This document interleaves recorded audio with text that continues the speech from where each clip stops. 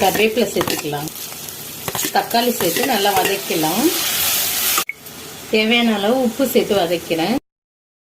வெங்காயம் தக்காளி நல்லா வதங்கிடுச்சு. 1 ஸ்பூன் மிளகாத்தூள் சேர்த்துக்கிறேன். 1/2 ஸ்பூன் மல்லித்தூள்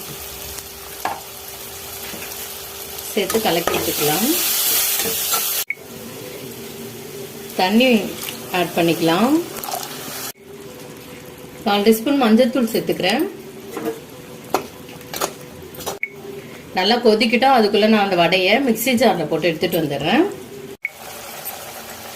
நல்லா கொதிச்செடுத்து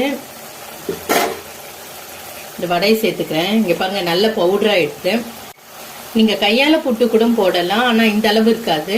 நீங்கள் நல்லா ஜாரில் போட்டு எடுத்துருங்க. கட்டியாக இருக்க அதனால தண்ணி சேர்த்துக்கிறேன். இது ஒரு 5 மினிட்ஸ் கொதிக்கிட்டேன். அந்த உப்பு காரெல்லாம் அந்த வடை